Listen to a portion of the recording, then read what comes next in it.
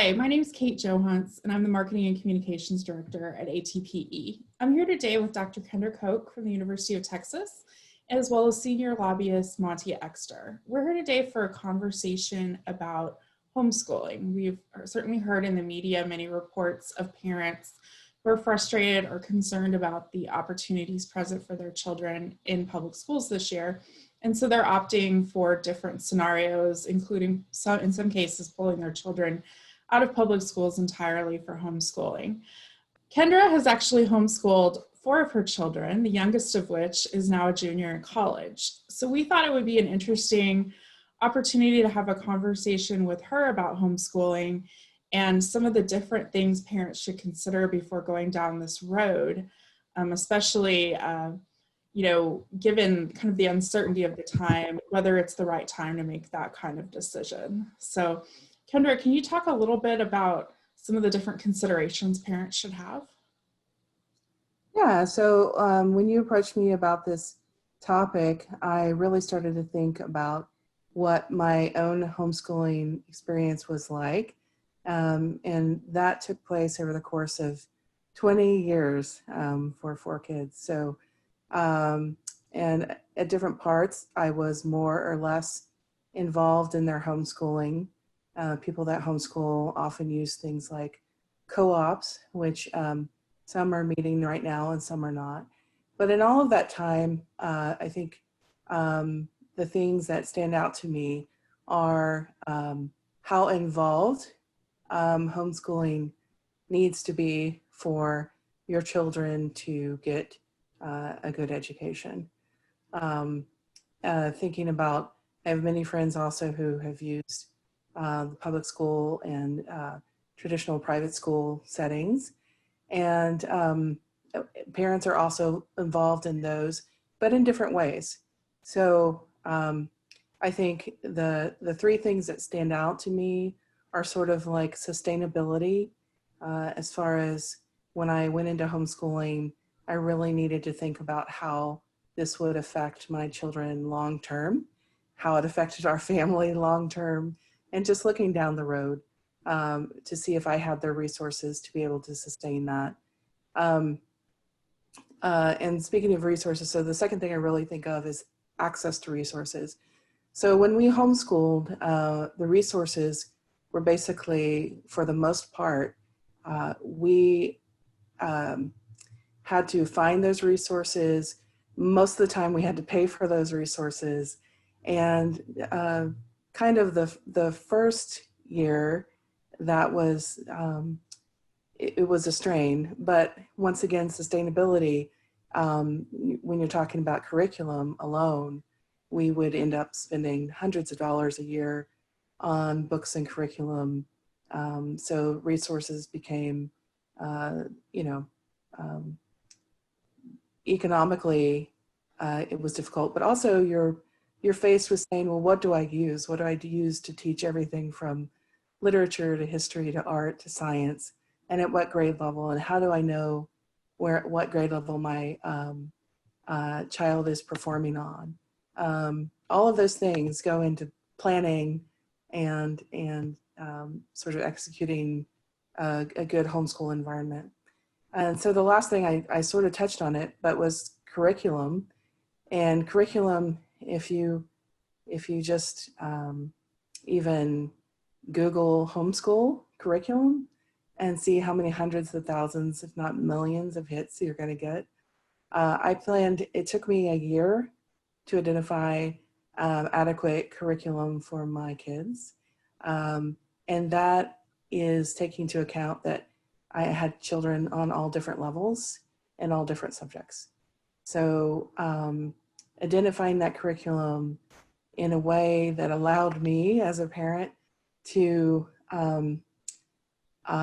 spend adequate time with each of my kids to do the curriculum that was needed was quite a feat. As they grew older, we did do co-ops, but as I'm thinking and watching my friends, a lot of my friends, we converse a lot more on Facebook and Instagram than ever before.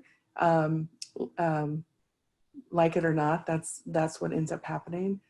Getting a lot more text and emails, phone calls than before, just because we can't really meet in person. And what I notice is everyone is struggling with what to do about education. And I'm glad I'm not really having to make those decisions because my children are all in college now. But what I will say is thinking about those who are really supporting public schools and really support public education and want their children to be part of public schools. I think that as they think through, well, should I take my kid out for this time? And I tell them about things like thinking about sustainability and curriculum and things like that, because that's long term. It is hard to know how not having access to resources that the public education can give you, how that will affect your child's education. I can say more about that specifically too. Sure.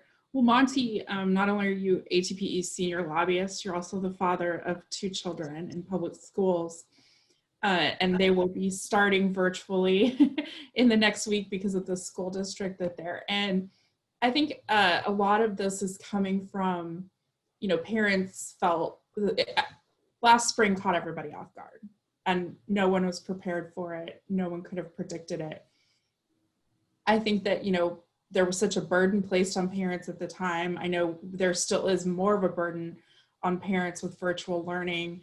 But I think virtual learning, facilitating that process at home is not the same as what Kendra just described. And I was wondering if you could maybe speak to what are some of the resources that parents would be giving up if they left the public school system? Absolutely.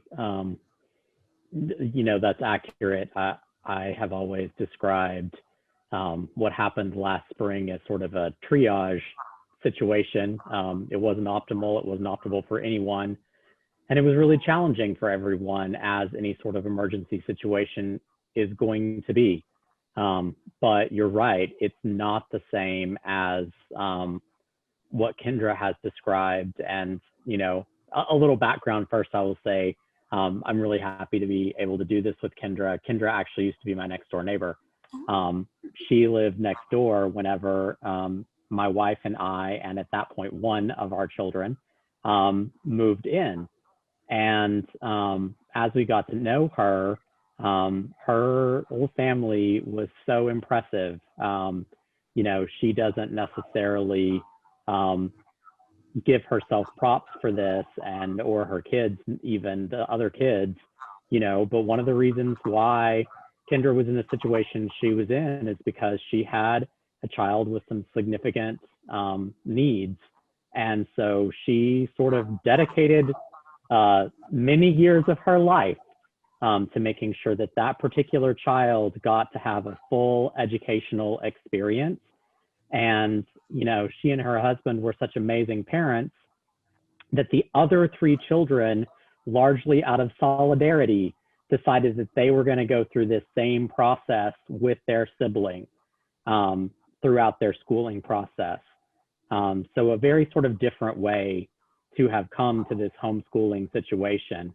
And I've always had such great respect for her and the dedication that she has shown to education and her kids through that process.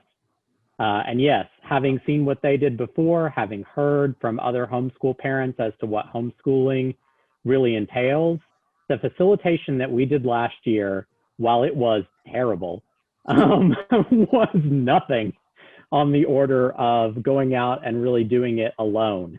Just the fact that you get curriculum guidance from the district is huge. Yes, in the facilitation, we were certainly being tasked with trying to keep our child on task, but we were given the tasks. We weren't trying to come up with what those tasks were. We weren't trying to figure out what is the appropriate math lesson or the appropriate science lesson. We were just trying to make sure that they did the lesson that we were given, which is in and of itself very different. I will also say I am very blessed in that I have two wonderful neurotypical children. You know, one of my kids is a little bit maybe behind in math, but generally speaking, neither one of them has a learning disability. One of them is actually qualified for gifted and talented, but that's a whole other conversation.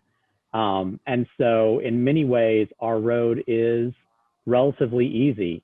You know, I think one of the other things that Kendra can certainly talk about is that when you have multiple kids who are in multiple grade levels with multiple ability levels, things get really complicated really quickly. And if you're trying to be the person that is determining all of those educational decisions for them without the benefit of a teacher who has been trained to do those things, not only that, but you're getting a teacher for each one of your kids, not just one teacher for all of your kids or one parent for all of your kids, and all the curricular and assessment resources that the district has. And when I say assessment, I don't mean STAR testing.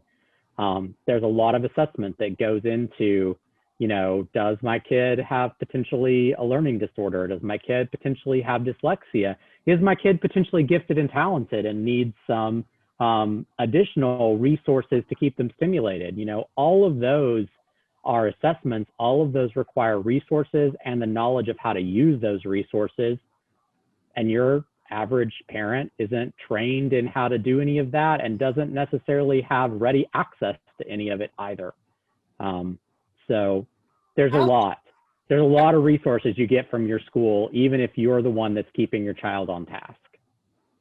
Yeah, Kendra, I guess one question, hearing some of the things Monty describes, what was it like to relate to your children in that educator role versus parent role? Was there any difference? Yeah, there was a huge difference. In fact, it was one of the things that led to as my children got older, putting them in more and more classes. Because, well, for a couple of reasons. One is that, you know, one of my children had a difficult time in math, and that relationship was almost sometimes harmed over my trying to be the teacher instead of the parent. And it's a dual relationship that is difficult to navigate when things are hard. It doesn't just become about, you know, when I ended up putting that child in a class, then my role became more like trying to get them to do homework, which is typical, right? But that was world different than trying to be a teacher and us both being frustrated over the fact that there was no one to go to later. You know, if you look at it, if she had been in a class, we may have been frustrated that night, but the next morning, even online, you can ask questions. You can get to the end of, how did we get to the end of this answer? And it's not that I was having problems in math, I was having problems in teaching math. And so realizing that teaching something and understanding it are two different things. They really are. If you don't understand the way that I present an algebra problem the first time, which is the way I do it, and you understand that, then I don't have anything else in my toolbox. And that comes from, I'm a professor at the University of Texas. I do not teach, sometimes I have to teach research, but I don't teach typical math, right? I'm not a math professor. And it's a different thing. Teaching and being a parent and parenting are two different things. So, and then on the other side, I did have Kaylin, who had a lot of special healthcare needs, and my role with her was completely different. And then I had a child who was really advanced, and he ended up going in classes because basically I could not keep up with him. And that sort of showed the hand as to which one was advanced. Never mind. Anyway, yeah, I gendered him. So, so yeah, all of those, that dual relationship can be difficult. And in our case, it was definitely once past the age of 10, that became more and more of something that was very real, is to have to need to be a teacher and parent.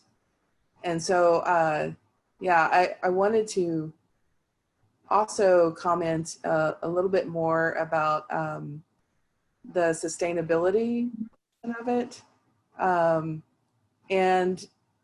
how this plays into looking at the long-term goals that you have for your children.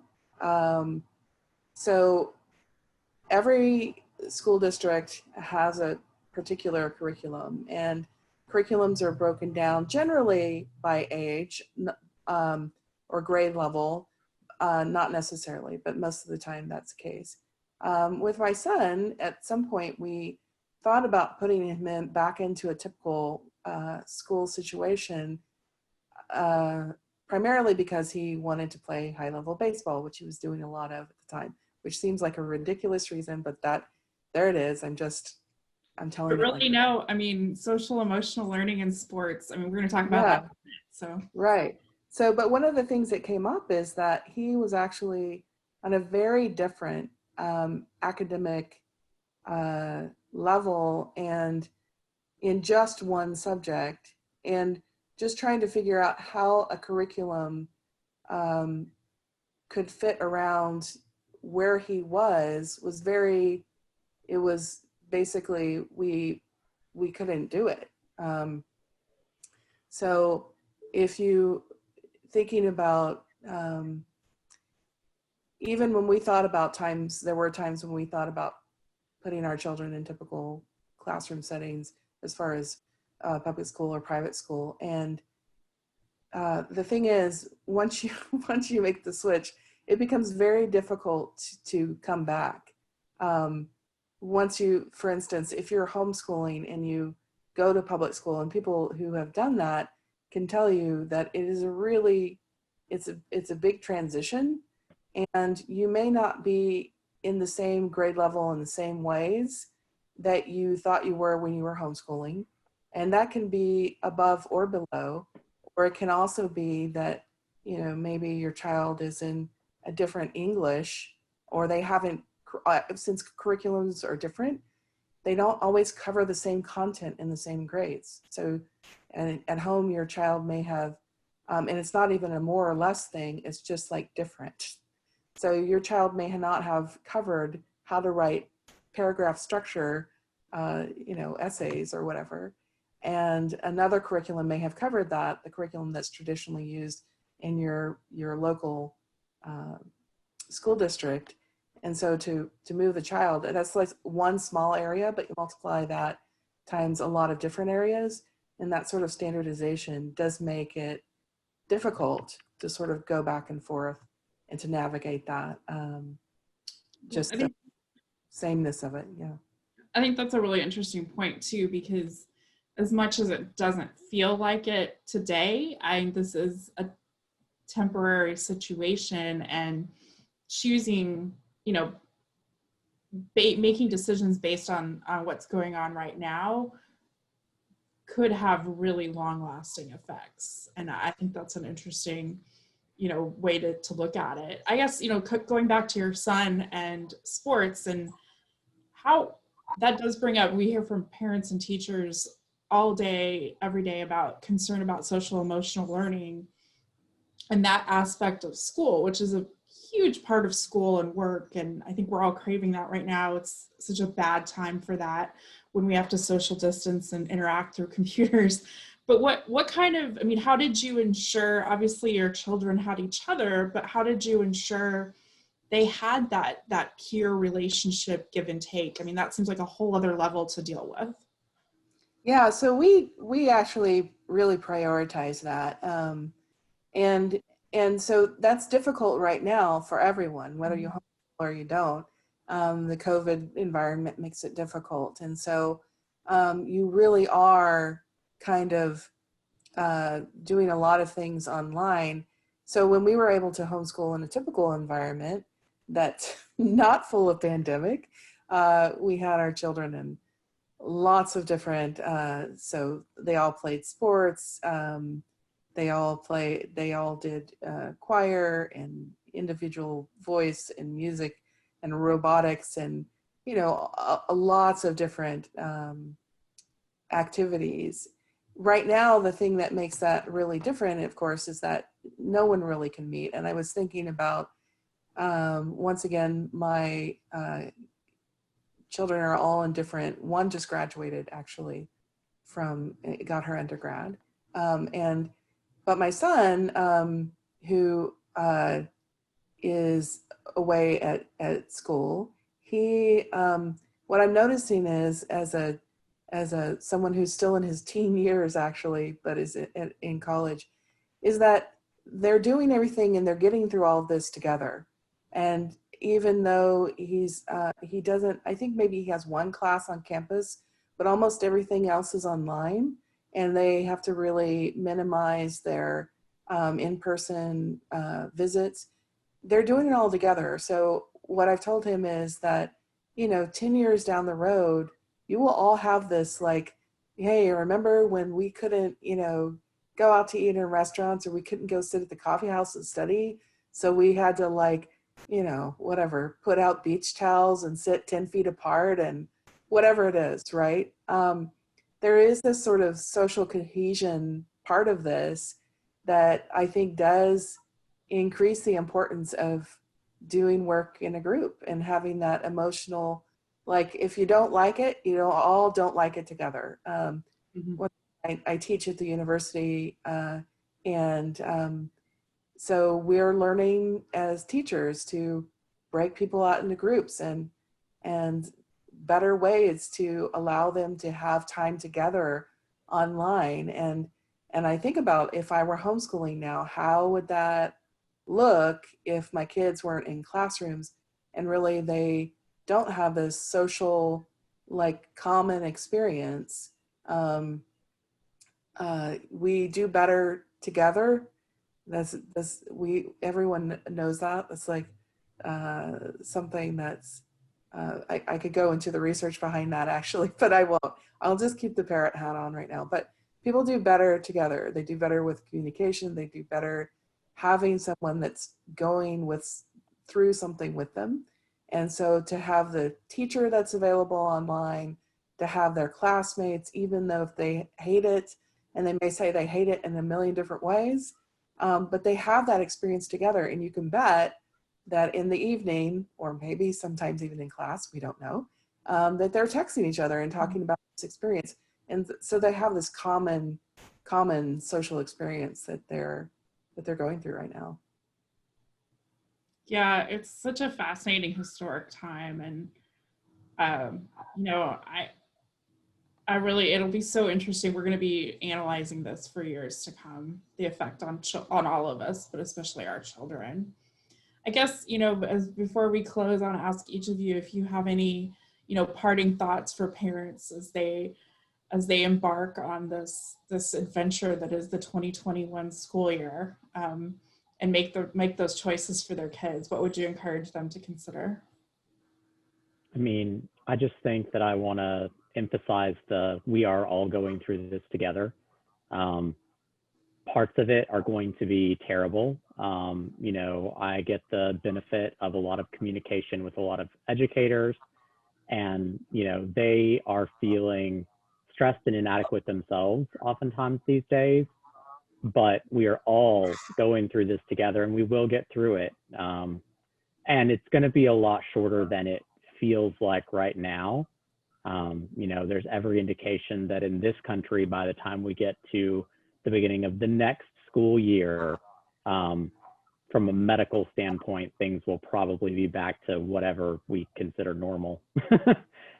May take a little longer to sort some of the fallout out from a funding standpoint, but from a medical standpoint, we should all be able to get back together. And so, you know, being relaxed, being calm, setting appropriate expectations for what is realistic in the current scenario, and understanding that at the end of the day, it's all going to be okay. And we're all going to come through this on the other side together, as long as we just stick together through it. Yeah, I think I would echo that, sticking together through it and knowing that teachers and systems really are trying to make this better. They're trying to make it better for themselves too. Everyone wants to be back in the classroom at some point, and everyone knows that they will be. But until then, having some sort of platform. There was a student, a freshman that I'm friends with in another state on Facebook, and she was talking about how that everything was so complicated. Everything was so complicated. The assignments that she was getting, and so I asked her. I said, "Can I use this because I want to talk to my class on Thursday about, am I giving assignments because I'm trying to make everything better? Am I actually complicating things?" And so I think it's important as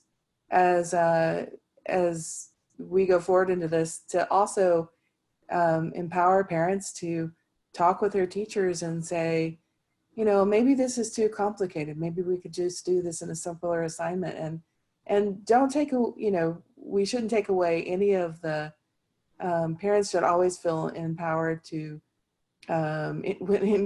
with kindness approach their teachers and share their concerns for their child's learning. And that continues. That's something we hope for in all environments, and this is no different.